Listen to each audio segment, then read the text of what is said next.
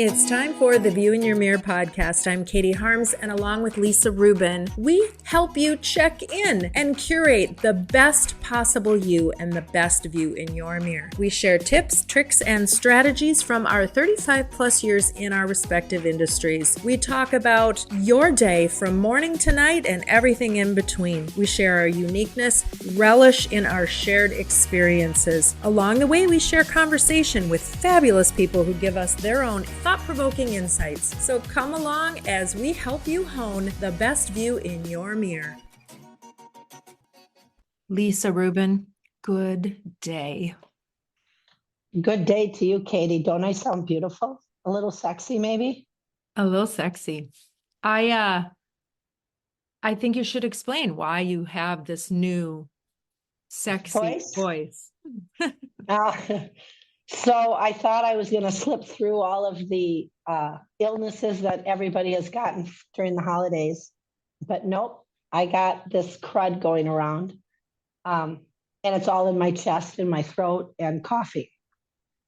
And this is what I've sounded like now for a week. Oh my. So I sound worse than I feel. That's good. That's good. We couldn't continue to postpone the recording of this podcast, so here I am. So here you are. And when last we were recording a podcast, I threw out a challenge for you. You didn't just throw it out. You said, write this down. What? Actually, I said it and you said, write this down. And I said, no, you write this down. Yeah, that's actually how it went. You're right. But anyways, what we did talk about, which I think is very, very important, especially with the podcast we do, is what does self-care look like for women, right? Yes. And what kind of time should a woman take for self-care? Well, that's a huge question. That could be like 6 podcasts. Mm-hmm. But the things that I'm going to talk about today is things that I've learned helping professional women with very, very busy schedules. And the one thing I notice is their own self-care and how important it is to just do something for yourself. And what does that mean? Well, it depends what age you are, where you are in your career, what you're doing. But it can be as simple as when you wake up in the morning, like some of my clients, I'll say, you get up before everyone else gets up, have a cup of coffee by yourself, and don't do anything for work. Just read something that you enjoy, right? That's self-care. But on a bigger scale, for women let a lot of things go. Hair, color of their hair, exercise. I don't have time to exercise. Okay, that's fine. But that doesn't mean you can't take a 30-minute walk somewhere. It doesn't mean that you can't, now that so many things are online, you can do a 15-minute workout. But as you always said on the podcast, you got to put it in your schedule, right? Just like you plan lunch, you plan meetings, you plan everything in your calendar, you also have to plan self-care. And I think that has been one of the themes that we've heard over and over from our guests, and that you have to schedule it in. You have to prioritize yourself, whether you actually have it physically scheduled in. Most, I think, do. You have to make it a priority, and you have to believe in the benefits of it. If you don't believe in the benefits of what you're doing, then you're not doing anything that's conducive for yourself. Exactly. And, when I'll meet with a client for the first time and we're going through a closet, right? And we're talking about her clothes. And we've talked about the energy of the clothes in the closet, and it tells a story and all of that. But the one thing I always notice is they always make excuses for everything other than their clothes. Don't look at my hair right now because I haven't had time to get it cut, or I haven't had time to get it colored. Oh, don't worry, I'll get a manicure. Or there's always these excuses. And what I'm trying to tell people is just schedule time to do the things that make you feel good. So if getting a manicure makes you feel good, and you don't have to put polish on your nails. Just go get a manicure, go get a pedicure, and get a foot massage. And don't be on your phone. I was just going to say that very same thing. Don't have a Zoom meeting while you're getting a pedicure. Just taking little, if you make a goal for yourself in 7 days of the week, I'm going to do one thing a day that I would consider self-care that I'm only doing for myself. And I think too, the big thing is take small bites of what you're going to do. Right. You know, we're close to the beginning of the year and everyone's got New Year's resolutions, and I'm going to do this and do that, and these big declarative statements and all of that. I think the things that stick the longest are the things that you can do and add to them. So don't start with 5 things, start with 1. Yeah. Just do the one thing. And then people are so busy. They're like, oh, I'd really love a massage, but I don't have time. And then when I call for a massage, they're booked. Well, you know what? You book a dentist appointment, you book a doctor's appointment. You booked me to come and help you. Right. Book a massage. And all of this goes back to prioritizing yourself. So if the only theme that we get out of this whole thing is you prioritize yourself, and there is no one right way to do it. There is no one right way to do it. It's your way, but you have to actively look for a way. The benefits of looking for a way for self-care are countless. Right. And what you said, in very small bites. Yes. And I think it's very, very important as women, because we are all so busy and wear so many hats. And the last thing we think about is ourselves. And guess what? Your self-care routine is going to change. It should be flexible enough to change with you. Right. There are big life changes that happen that cause you to rethink all of this. But I think my point and what I've learned in these 64 plus years on the planet is that the way that I do it for myself is the right way for me. But I have to actively be doing something. There has to be, for me, there has to be some steps. Some people, and I'm not consistent from day to day. So sorry, I'm laughing. In so many different ways. No, you're not. But that's okay.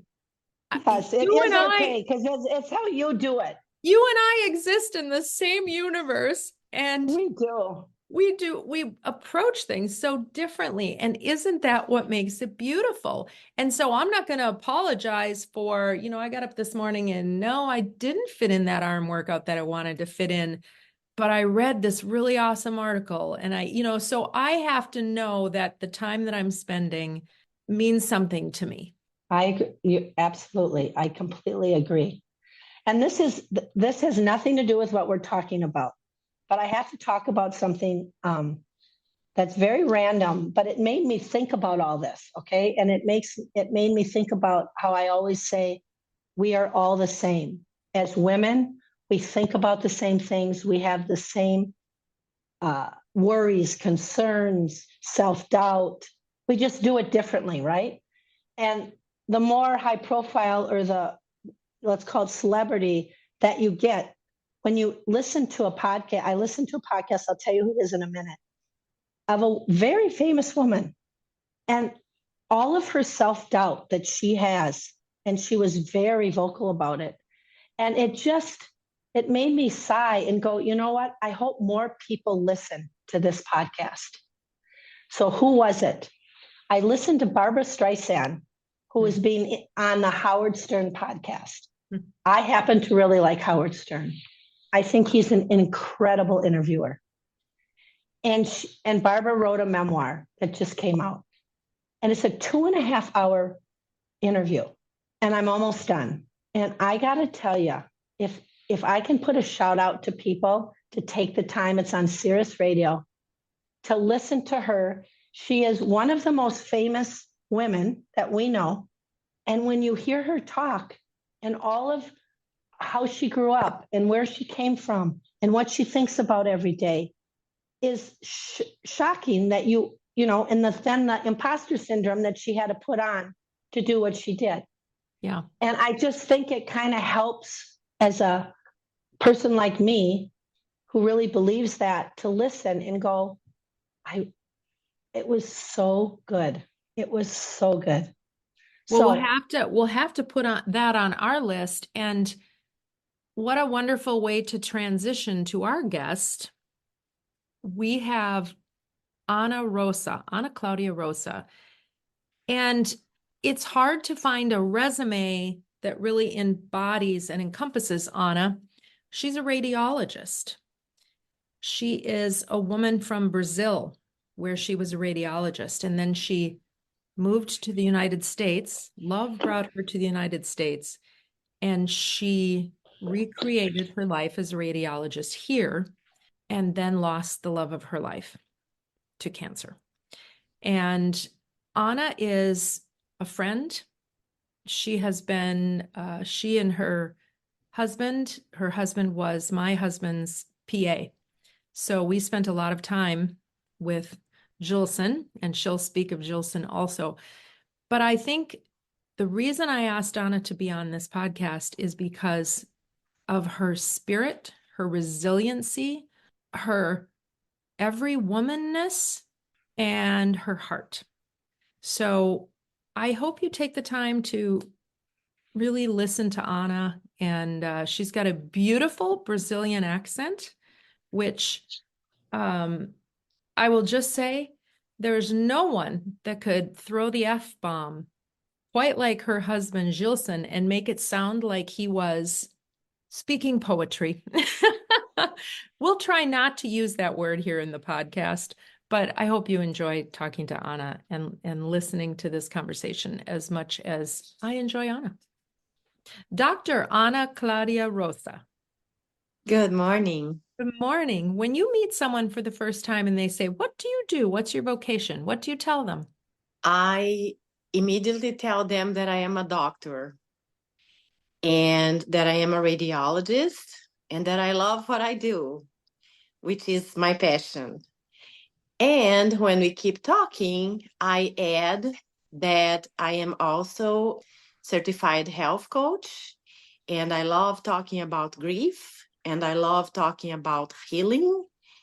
And I love the fact that together we can get stronger and move forward in life. And that's what I tell all the people. You guys are not seeing me, but I hold my hands together, the left and the right, and I tell people all the time, this is a memory picture. Me holding my hands means that I'm holding my soul and that I'm holding your soul, and you are holding my soul, and we heal together. And that's definitely one of my passions too, healing together. When you were a little kid, what did you dream of being?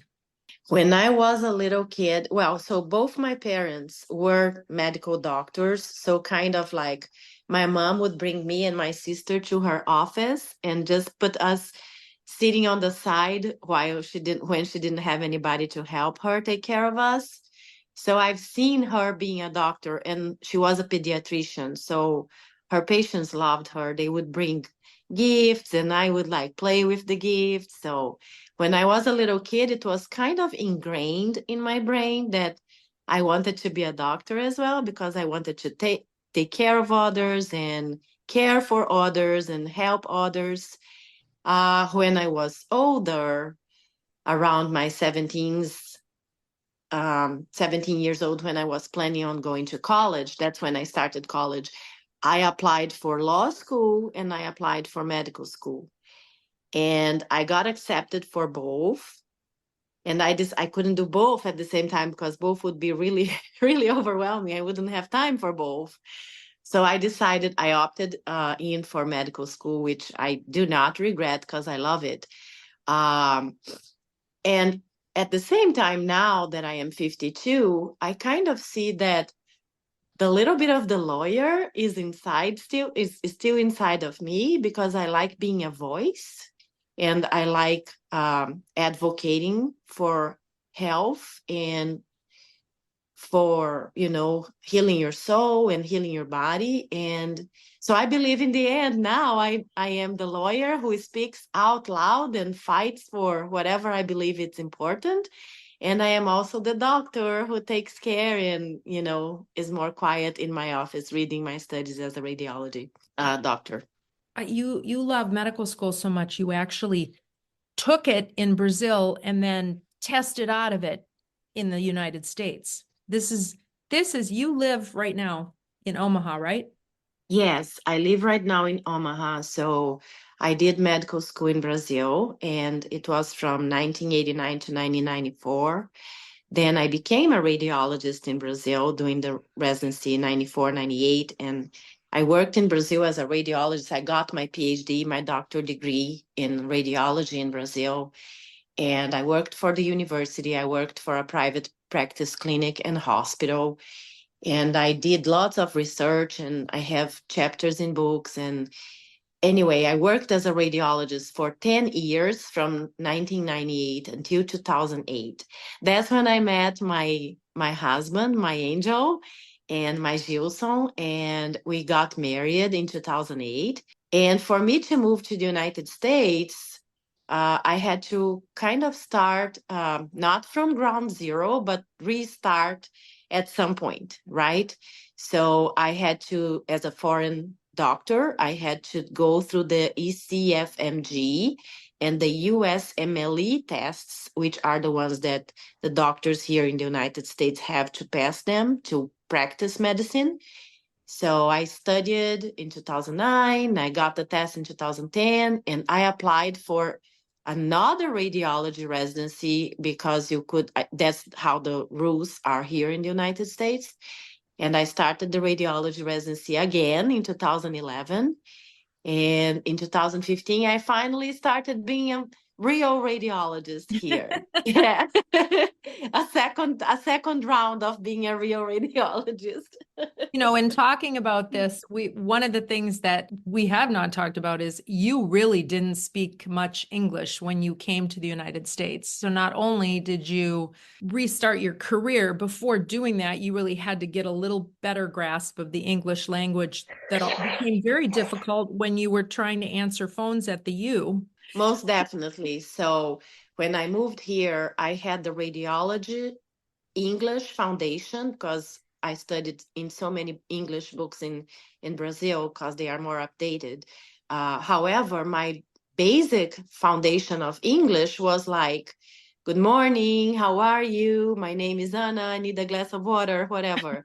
And so then answering phone calls as a first year resident was very traumatic for me because people speak faster, of course, and I would have to take notes. And I would also feel kind of embarrassed, which I should have not felt embarrassed because I was already doing my best. But I would feel embarrassed of asking, could you repeat that, please? So it was very traumatic, like I wouldn't be able to give good information to the people who would get the report from the phone call from me. So at some point people would just say, please don't answer the phone. You are not very capable of doing that. And I knew I was capable of being a radiologist, but not being able to answer a phone call was very traumatic, So many times I thought about is this the real and right and proper journey for me? But thankfully, my husband would always be had always been my cheerleader, and he would say, keep moving forward, and you are a radiologist. You're not going to have to answer the phone again when you are working in your career. So just keep moving forward. And that's one thing that I believe it's so important when I am moving forward in any difficult time in my life, is having at least one person. You don't need a whole football team to cheer you up, but have one person that will help you be grounded in the goodness you have in yourself, because in the end we have everything we need inside ourselves, right? We just have to turn on the light inside of our heart and be able to dig deep and find the tools we have inside ourselves and build the muscles of those tools. But it's important to have a cheerleader that is your safe, sacred space. When I was in doubt, or when you are in doubt, or when I felt like trembling, this person picks me up and gives me the hand, and I borrow his or her energy, and I keep going, We've been talking about energy, and your comment of borrowing that energy is interesting. I've never thought about it as borrowing energy, knowing that you get energy from people you're around. You borrow it, you loan it out, I suppose, then too. Yes. Right? I've been thinking about what she said, and I absolutely love what you just said. I actually wrote part of it down. I couldn't write it all down that fast, but I think that sort of like what I do for a living, I do share my energy with other people, right? Because I want to make them the best version of themselves. I never looked at it that way. And people always say, Lisa, when are you going to stop doing what you're doing? And I just think I had like this epiphany, me sharing my energy with people so that they're the best version of themselves is why I keep doing what I do. And that's what I Absolutely. just wrote down. I mean, she just bottled that up for me. Right. And I've never thought of it that way, but that's exactly why I do what I do. See, Yeah. Anna, you're coaching people just naturally. I mean, it was like, naturally. That was fabulous. Thank you. I know a little bit of Anna just puts things in perspective. I think what fascinates me about you, having known you for many, many years, I want you to shorten, I don't want you to shorten, but I want you to talk about the timeline. You meet Jilson in 2005. Yeah. 2005. My mom passed away in 2004 from ovarian cancer. I met in December 2004. I divorced from my first marriage, which was a very abusive relationship, which were lessons that I cherish now because they taught me to build my foundation in what I want, what I need, and what I do not want, and what I do not need. And then that was May. In September 2005, I met Gilson online. In December 2005, I came to the United States to visit with him and my stepson. And then we dated in this back and forth relationship. Me in Brazil, he was here in the United States. We would see each other maybe like twice or three times a year in person, but we would talk every day on the phone for 2 hours or more. And so then in 2008, in March, I moved to the United States. In July, we got married. And in 2013, he got his diagnosis of colon cancer stage 4. And in 2016, he passed away, and a portion of me passed away, and I restarted again. Wow. And I mentioned before, Jilson was my husband's PA, but they were best friends. They were partners. They were pretty formidable and special. And we could tell the whole story about how Jilson ended up in Minnesota.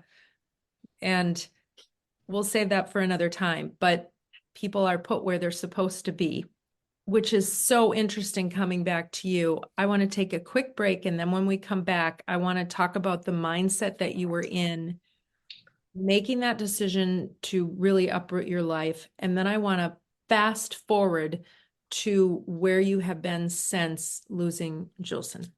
So stay tuned.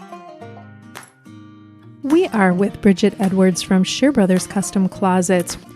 Bridget, let's talk garages. What are you seeing in garage storage and organization? Garage storage is always nice. It's especially nice if you don't have a mudroom to store all those things like your kids' sporting equipment and boots and all those kinds of things that end up in the home. So we can outfit your garage with all kinds of different storage units and cabinets to keep your garage looking tidy and neat. We also do slat wall. We do workbenches. We do mega shelving, which really holds tons of weight and provides great storage for all those garage type things. And the mega shelving, designed by Share Brothers, by manufacturing, and the depth options and length options are so incredible that you don't have a lot of dividers. So it's really easy to use. It's exactly that. It can pretty much hold anything or any weight. And I really do also like the idea of not having anxiety every time I drive into my garage and have to look at the mess. So this helps with that. What's the best way for people to initiate working with Share Brothers? Call, or you can go onto our website, and from there a designer will be in touch with you and we'll get the process started. The website is shearbrosclosets.com. Phone number is 763-531-7400. I would have to say that Share Brothers Custom Closets helps you get your zen on. Great way to put it. I love that. Okay. Anna, you have this pretty whirlwind relationship. You truly pivot your entire life and you make the decision you're going to come to the United States for love. Yes. What was your mindset at that point? I used to say that I crossed the ocean to be with Gilson, because I would cross the ocean, and I am going to cross heaven to be with him when my soul is released from my body. But like, I really felt safe. I really felt comfortable. I really felt my genuine self with him. And I knew that I knew because I felt in my heart that was the right person and the right place to be for my life. And what I say is I knew because I felt is something that I kind of tell myself, because healing and life and grief, I tell myself also, it's a journey.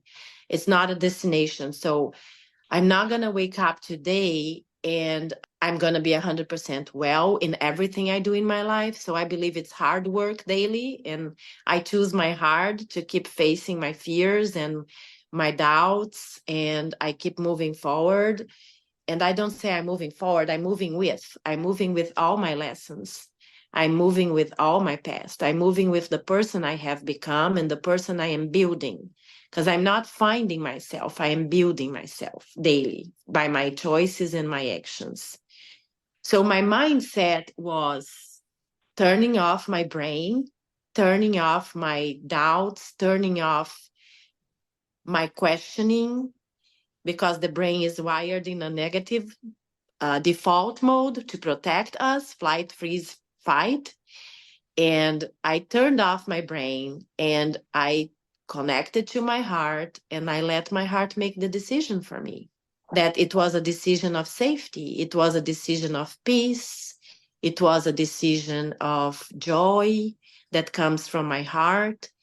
And it was the best decision I have ever made in my whole life. And I do believe that I have a soul contract, that I have a plan, and this plan gets fulfilled partially or completely according to me saying yes to life. And I am very grateful that I said yes to Gilson, that I said yes to the commitment and the covenant we have between our souls. And we walked through the journey and we faced everything we had to face with dignity. And he fulfilled, and I am fulfilling my plan. How long did that take you to figure out what you just said? I think it's a daily work. Okay, I was hoping that was your answer. That's so honest and so true. It is a daily work, and that's such an important message, that it doesn't just, you don't just day wake up and say, I got this now. No, and I don't believe I will ever say I got this now. It's like, it's a daily work. It's the duality of life. It's life and death. It's pain and peace. It's love and fear. And I just let them walk together again, holding hands, memory picture.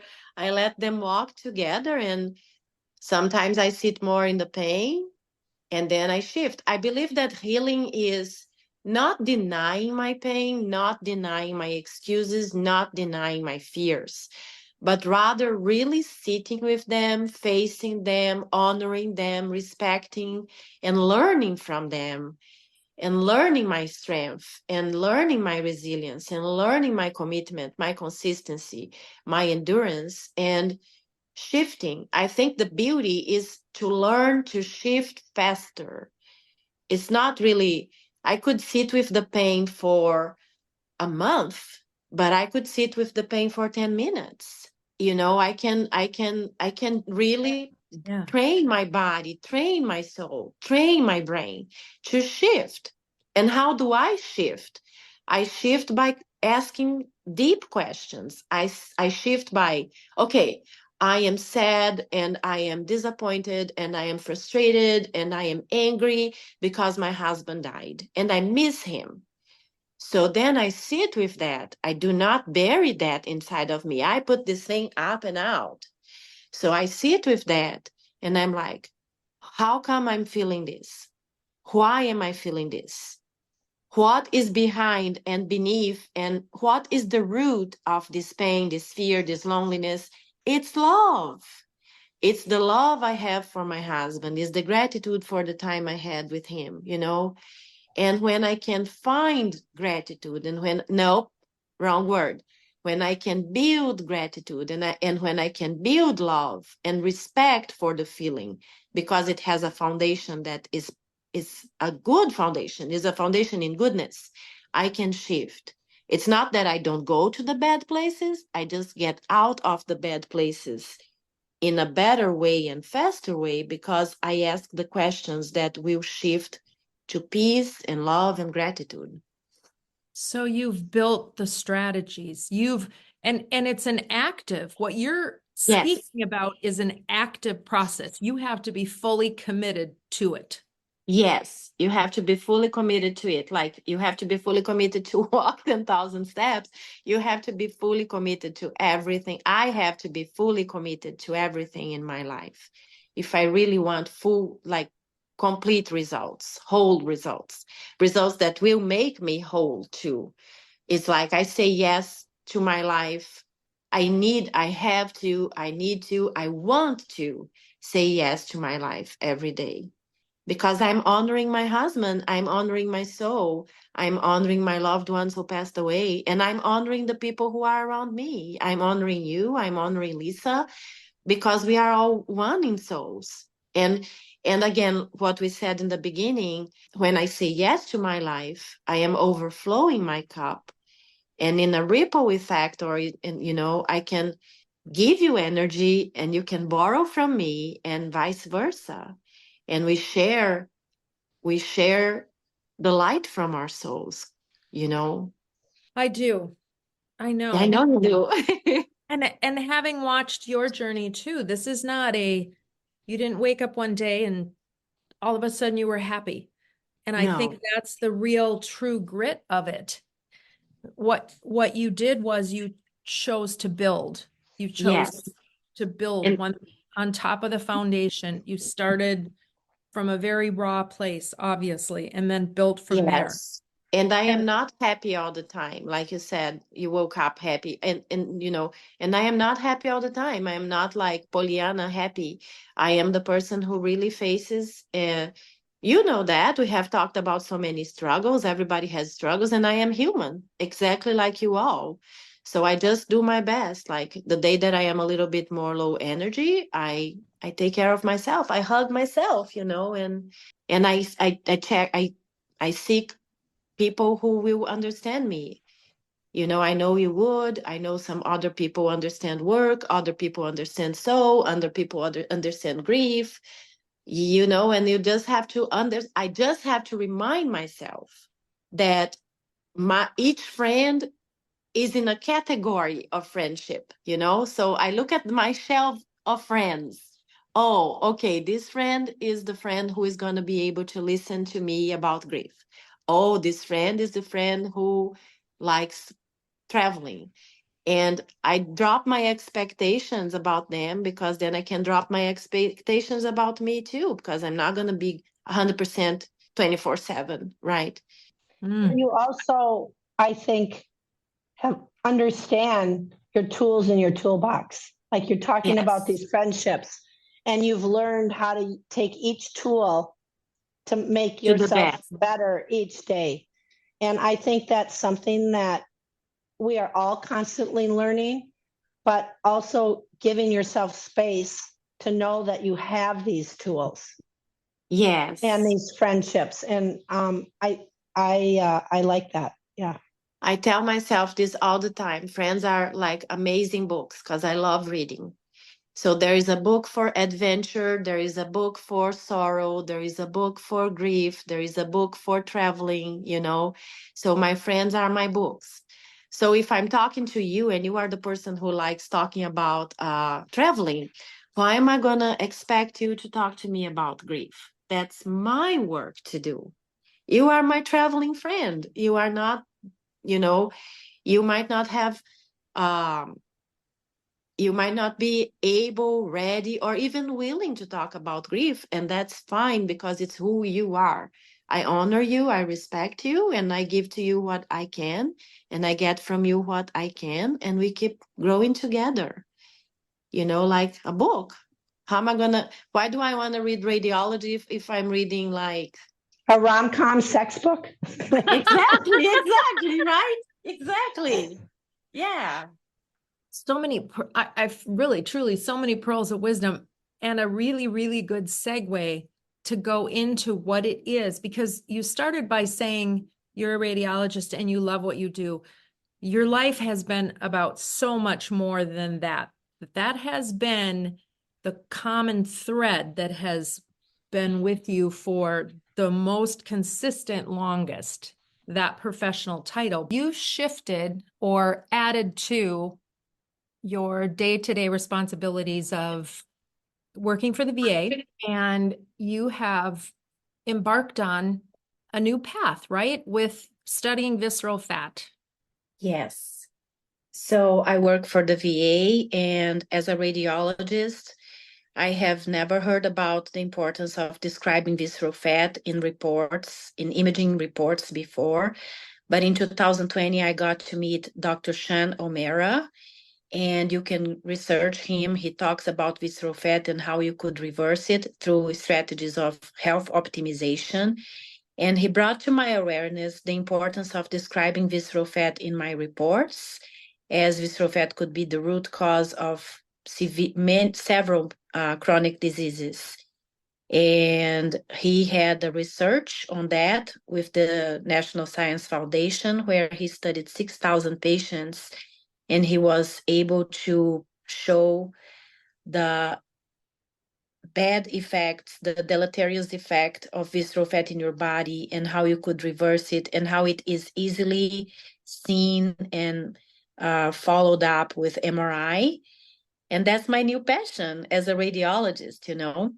Well, that had to really speak to you when you've been staring at, as a body trained fellow in radiology.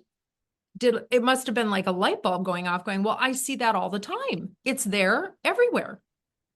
Yes, it surprised me so much that I am a radiologist. I am a doctor for 30 years this year, 2024, and I have been a radiologist for 26 years.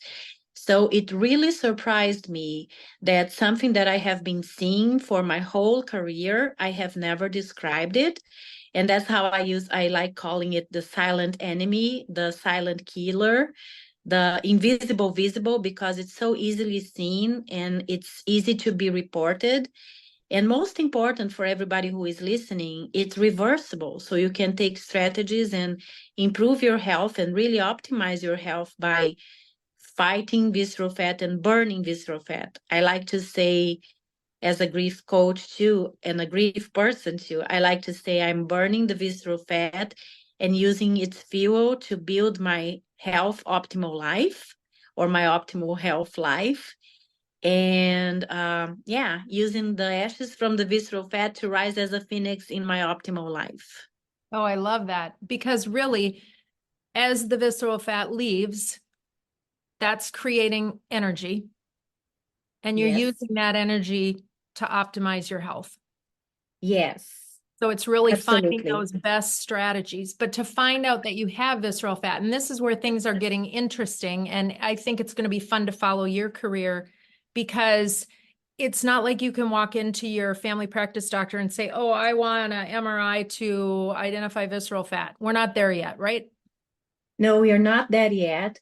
What I would do as a patient and as a person is that you could research imaging clinics that you could have an MRI paying out of pocket for better prices. In some places, you could find an MRI of the abdomen without intravenous contrast. That's the one you would want to have.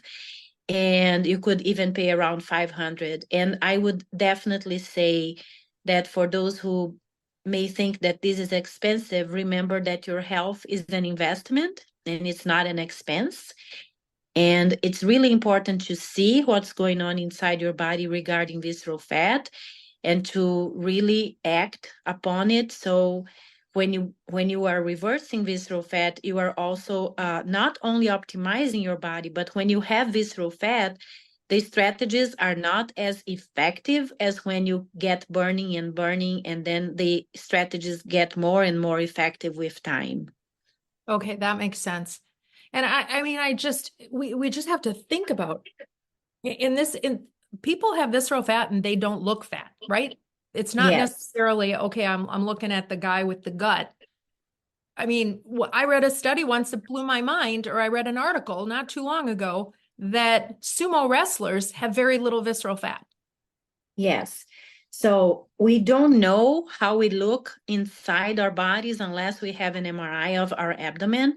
And I'm saying the MRI because the MRI doesn't have ionizing radiation, so it's easier to follow up without the effects of radiation in your body. But if you have a CT scan that you have done prior, you could always look for visceral fat in a CT scan too. Again, the MRI is preferable because it doesn't have ionizing radiation. But there are individuals that are called thin outside, fat inside, or TOFIs, and they believe they are healthy, and they are not. When they do the MRI, you can see they have lots of visceral fat, which makes them metabolic unhealthy. So the sumo wrestlers would be they look fat outside, but they are thin inside, and they are, believe me, they are metabolic healthy because they have lots of muscle. They do have lots of subcutaneous fat, which with time might not be beneficial for your body as well. But the subcutaneous fat is a complete different fat from visceral fat, specifically if it's superficial subcutaneous fat. And the visceral fat is metabolic active and secretes cytokines, which are inflammatory molecules that produce inflammation all over your body. So visceral fat produces inflammation that could lead to diabetes and dementia and cancer. You know, not necessarily the only cause, but one of the main causes for chronic diseases in our bodies. So if, as we know, and you've talked about this in other podcasts, and you're doing some amazing podcasts, and so proud of the path that you're taking on this, and so excited to see. You've talked about how these are not things that were taught in medical school. And as we know, I mean, really, inflammatory response and all of that is fairly new. Talking about metabolic health is fairly new. So lots of good changes are happening. Where I think that we as women have really been given the short straw in health, quite frankly. Yes. You talked about your mother. So my mom had ovarian cancer, and she was diagnosed with ovarian cancer in 1998. And at that time, her oncologist from São Paulo, he had done his training in New York at the Memorial Sloan Kettering Cancer Center. And I remember him talking about, he dealt with lots of female cancers. And I remember him talking about menopause and the loss of the protective effects of estrogen and progesterone. And because our ovaries stop working or work less, and the fact that this leads to accumulation of visceral fat, and how the visceral fat produces different kind of molecules, inflammatory molecules, and different kinds of estrogen that are not beneficial for our body and could lead to cancer like ovarian cancer or breast cancer or endometrial cancer. So we as women, we have to be really aware that menopause is a complete different situation where you lose your protective hormones that are ovarian produced, and that leads to increasing visceral fat. That leads to increasing inflammation in your body, and you definitely want to have an MRI, and you definitely want to check for strategies to reverse visceral fat. Anna, thank you. Which my friend Sean O'Mara, which is a doctor in Minnesota, you can research him. He has a YouTube channel. He has free videos that you can listen about visceral fat and learn about visceral fat. Wonderful. That's a great source. And who knows how you are going to be teaming up with Sean in the future or what happens there. There's just so many possibilities that will be fun to watch. Anna, thank you so much. I just want to say one last thing. Anything each one of you decide to do, again, smaller steps. 1% daily leads to 365% in a year. So it's way more than 100%. So small steps, so you're not going to give up. And the most important thing, be kind to yourself. Do your best for every day. It can be, if you are sick, you're going to be doing less. If you are healthier, you're going to be doing more. Just be kind to yourself. But mainly, again, connect to your heart. I have told myself many, many, many times that I should or could or want or need to walk the path of health in my life.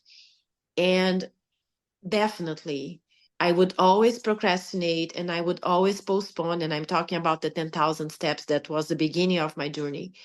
And when I was able to connect with my heart by seeing my dad dying, with his body failing him, I was able to connect with my heart.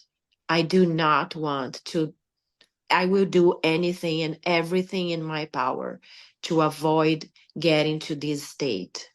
So I connect with your heart. Find something that will tell you the same thing. I will do everything and anything in my power to avoid getting to this point. Thank you, Anna. Thank you. You have a nonprofit that we want to highlight, and that is Minnesota Colorectal Foundation. And I think the interesting thing about it is minnesotacolorectal.org. And tell us a little bit about why this is your choice. Because my husband was diagnosed with colon cancer in 2013. He was 49 years old. He was below the age for screening at that time. And unfortunately, the below age for screening people who were being diagnosed, they would mainly be advanced aggressive cancers. And they would die, like in the average lifetime for the patients, that would be like 2.5 years. That would be the maximum. And I met a friend who is also a radiologist, Dr. Sandy Muschenheim, and she also deals with colon cancer, and she was also diagnosed with stage 4. And I believe she's the president of the Minnesota Colorectal Cancer Foundation, or at least she was the president because she was one of the founders. And she's also a radiologist. And the Minnesota people from the University of Minnesota got together and they fought with Senate, with Congress, with help of becoming a coalition. And they were able to decrease the age from 50 to 45 for colon cancer screening. And the money that they raise everything goes for research at the University of Minnesota, for new trials and new medications, and helping the patients who are in a very, very difficult and painful and hopeless situation. Thank you, Anna. Thank you for your heart and for sharing your time with us. Any last thoughts or questions, Lisa? Well, I just had a free therapy session. I think, anyone that's going to listen to this podcast, this might be a podcast that people listen to more than once. So I can't thank you enough. You made my day. Thank and you. a lot to think about. And you are a special woman. And, I do believe that you're put on this earth for a reason, and you're figuring out what your reason is. So thank you. Thank you. Thank you so much for your kind words. Thank you for hosting me here. And again, when I heal, you heal. When you heal, I heal. And we keep healing together. We keep walking together. Yeah.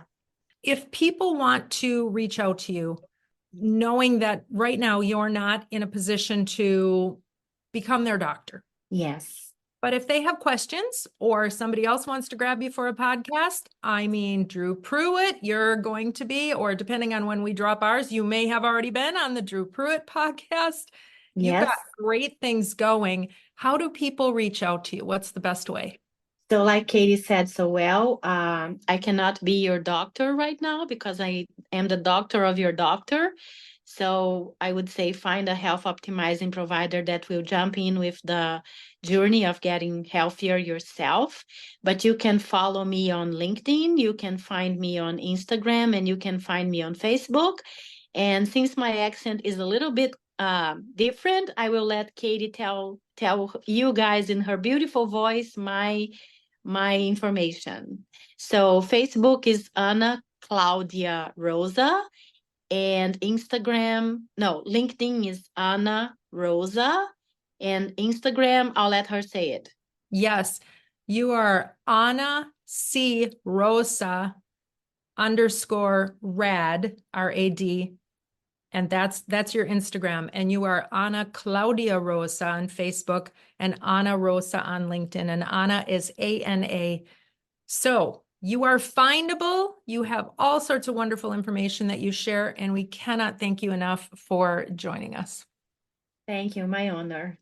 All right, Katie, this is usually your time to finish up this podcast, but I have so much to say, and I'm going to try to do it quickly. She's a beautiful human being. Yep, there was a reason you needed her on this podcast. And yep, I am so glad it was in January 2024. There's a word that we use a lot. It's a Yiddish word called geschert.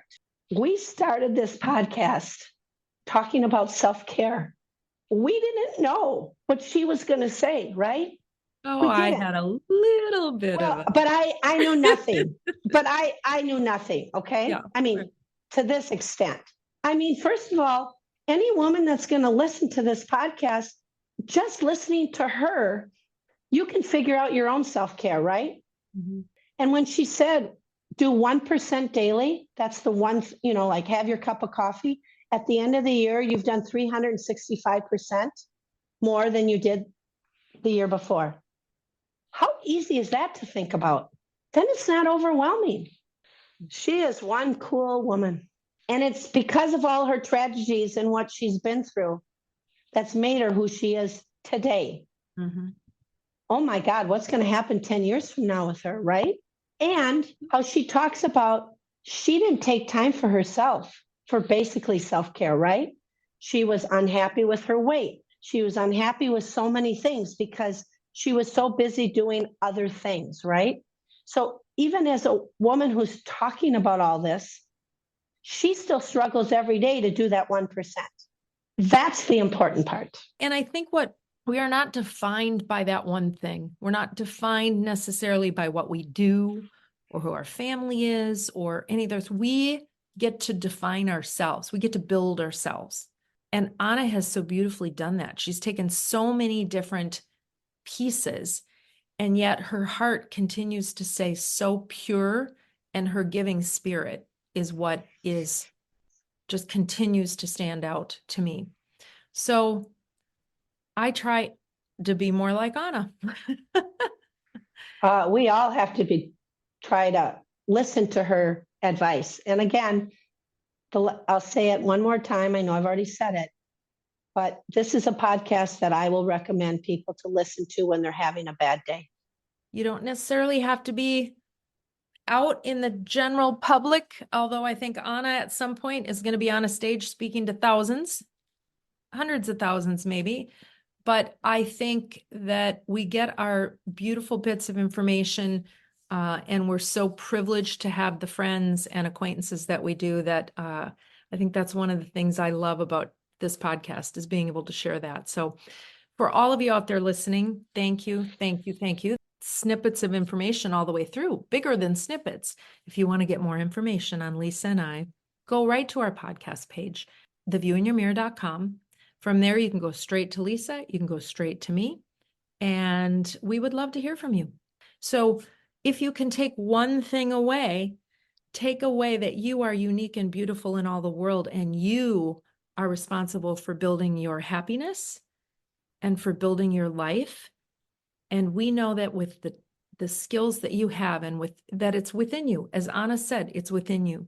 So take that beautiful view in your mirror within you wherever you go.